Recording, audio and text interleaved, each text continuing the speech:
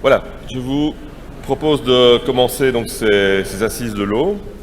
Alors je vais faire un petit discours d'introduction. Donc Madame la Ministre, Madame la Secrétaire Générale de l'Union des Villes, Mesdames, Messieurs, en votre titre et qualité, je vous souhaite la bienvenue à cette 10e édition des Assises de l'eau, organisée donc conjointement par Aquawal et par l'Union des Villes et des Communes. Alors permettez-moi donc d'accueillir d'abord avec grand plaisir Madame Céline Tellier, ministre de l'Environnement, qui nous fait l'honneur donc de sa présence ce matin et qui vous dira quelques mots dans quelques instants. Alors les sujets qui seront abordés aujourd'hui donc dans les deux ateliers touchent à des thématiques d'actualité qui sont au centre des préoccupations à la fois de l'Union européenne, des instances régionales et locales chargées de la gestion de l'eau, mais également des différents acteurs de terrain qui doivent mettre en œuvre ces thématiques.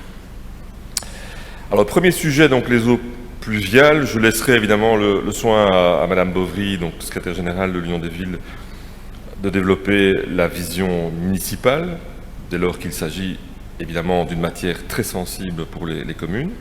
Néanmoins, en tant que président d'Aquawal, je me permettrai d'insister sur l'importance pour le secteur de l'eau d'une bonne maîtrise en fait des gestions des eaux pluviales à partir du moment où celles-ci, donc ces eaux pluviales, peuvent entraver le bon fonctionnement des stations d'épuration et d'assainissement et également représenter un risque d'inondation, de sources d'inondation qui, comme vous le savez, peuvent générer des pollutions de captage d'eau souterraine. Donc le secteur de l'eau est particulièrement attentif à ce sujet. Et par ailleurs, entre parenthèses, donc je tiens à rappeler qu'à partir de janvier 2021, la certification eau des immeubles bâtis, le bien nommé Certibo, qui concerne à la fois la préservation de la qualité d'eau au sein des habitations, mais également l'évacuation correcte des eaux usées, en ce compris donc les eaux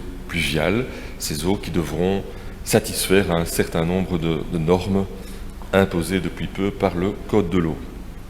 Alors donc, il faut rappeler donc à la fois des avantages environnementaux et économiques d'une bonne gestion des eaux pluviales, donc l'efficience accrue des stations d'épuration, ça veut dire des baisses de dépenses énergétiques, d'une part, et d'autre part, une meilleure recharge également des nappes aquifères, qui est un élément qui n'est pas tout à fait neutre en ces temps de difficultés hydriques. Je vais y revenir un peu après. Il est évidemment primordial de réfléchir au mode de financement des actions qu'il faudra mener pour la gestion de ces eaux. Et donc là, premier petit message pour le gouvernement wallon, le secteur de l'eau, évidemment, souhaite que le prix de l'eau ne soit pas le vecteur de financement de ces actions. Évitons de céder à la facilité, comme certaines fois dans le passé. Alors, le second sujet abordé ce matin concernera la protection de la ressource. Comme vous le savez, donc, les ressources hydriques sont une richesse qu'il faut préserver en Wallonie. Et à cet égard, on doit se féliciter que dans la déclaration de politique régionale, le gouvernement wallon réaffirme cet état de fait. Or, ces ressources sont soumises, comme vous le savez, à diverses pressions, à la fois du point de vue qualitatif, mais également, plus récemment, peut-être d'une manière un peu plus épisodique, mais néanmoins un peu inquiétante, d'un point de vue quantitatif. Alors à cet égard, donc, les opérateurs considèrent qu'il est urgent de réglementer les prises d'eau privées, qui depuis quelque temps ont une tendance à se multiplier de manière un peu anarchique. En tout cas, on a du mal à voir la cohérence en la matière, et cette multiplication empêche évidemment une gestion rationnelle de la ressource en eau, à la fois sur le plan qualitatif et aussi sur le plan quantitatif.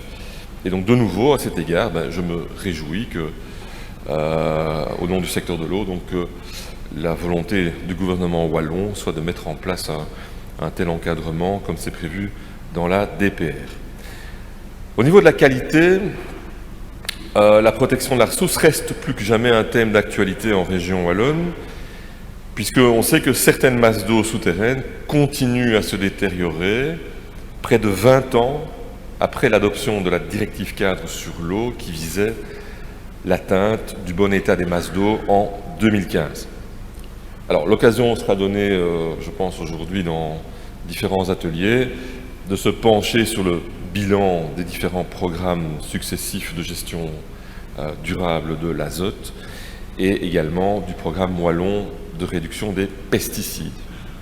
Il sera par ailleurs intéressant de s'inspirer peut-être d'expériences françaises, et je pense notamment à celle de l'agence de l'eau Seine-Normandie, qui mettra en évidence également, je crois, l'intérêt de la mise en place des contrats de captage. Alors, à travers les tout prochains plans de gestion par district hydrographique, donc les PGDH, le secteur de l'eau espère vivement qu'on atteindra enfin le bon état qualitatif de l'ensemble des masses d'eau souterraines en Wallonie. Alors, toujours sur le plan qualitatif, je voudrais attirer l'attention donc sur toute une série d'exigences additionnelles qui vont nous être imposées par la nouvelle directive eau potable. Alors, elle n'est pas encore d'application, elle sera probablement adoptée d'ici la fin de l'année au Parlement européen. Et je pense ici en particulier à ce qu'on appelle les nouvelles substances telles que les polluants dits émergents. On pense évidemment aux résidus de médicaments, aux perturbateurs endocriniens et également aux microplastiques, pour ne citer que. Alors, par rapport à ces nouvelles contraintes, le secteur de l'eau, de nouveau, va insister pour que la charge financière, à la fois des analyses, mais aussi du traitement, puisse être reportée au maximum sur les producteurs et les utilisateurs de ces produits, donc ces substances. Il serait, pour notre part, profondément injuste et inéquitable que toutes ces nouvelles dépenses, et il ne faut pas les sous-estimer, soient prises essentiellement à charge des usagers du service de l'eau au travers de la facture. Et donc à cet égard, donc deuxième petit message pour le gouvernement wallon, nous espérons un soutien de poids de la part du gouvernement, notamment au niveau des instances européennes, où on peut déjà vous le dire, les différents secteurs concernés tels que la chimie ou le secteur pharmaceutique sont déjà à l'œuvre en matière de lobbying. Le secteur de l'eau, comme vous le savez, est un secteur certes important, mais qui n'a pas le même poids, et donc nous aurons besoin d'intervention et de la part du niveau politique wallon. Alors je voudrais terminer ce petit mot introductif en disant quelques mots sur l'aspect quantitatif de la protection de la ressource. Alors je sais que ce n'est pas le sujet qui sera débattu ce matin, mais ça me paraît quand même important de rappeler ici que on a connu 3 derniers étés, 3 dernières années un peu difficiles en termes de sécheresse et de canicule. Un hiver aussi, il y a 3 ans, on l'oublie, mais qui a été fort sec, et qui était assez inquiétant d'ailleurs. Alors peut-être que ça laisse présager le futur climat de la Wallonie, et nous devrons donc nous adapter à la fois en tant que citoyens, mais aussi et surtout en tant que gestionnaires des services d'eau et d'assainissement. Alors je ne vais pas entrer dans le détail parce que c'est un sujet en soi et ce sera à mon avis un excellent thème pour de prochaines assises. Mais il faut savoir qu'évidemment cette adaptation va nécessiter là aussi des investissements importants via ce qu'on appelle, de manière un peu poétique, le schéma régional des ressources en eau 2.0. En fait, sans entrer dans le détail, il s'agit d'investissements qui ont pour objectif d'interconnecter en fait les différentes parties du territoire en intégrant des paramètres de variabilité de la ressource et des éléments d'évolution de la demande, notamment de la demande des particuliers, mais aussi surtout de la demande des secteurs agricoles et industriels. Ce sont des éléments, des paramètres qu'on n'avait peut-être pas trop l'habitude de tenir en compte. On va devoir le faire. Ces investissements, évidemment, vont nécessiter des financements importants. On parle de plusieurs centaines de millions d'euros sur des périodes qui ne sont pas si longues que ça. Et donc, le secteur de l'eau va insister, troisième petite demande au gouvernement wallon, pour que le fonds de protection de l'environnement, auquel le secteur contribue significativement à travers la contribution de prélèvement qui représente plus ou moins 8 cents par mètre cube, si je me souviens bien, et ça doit faire une trentaine de millions d'euros par an qui va vers le fonds, que le fonds puisse contribuer au financement de ces investissements. Il s'agit pour nous d'un retour juste et naturel pour une cause fondamentale pour la région, à savoir de l'eau pour tous, aujourd'hui et demain. Voici, Madame la Ministre, Mesdames, Messieurs, les quelques points sur lesquels je souhaitais insister ce matin.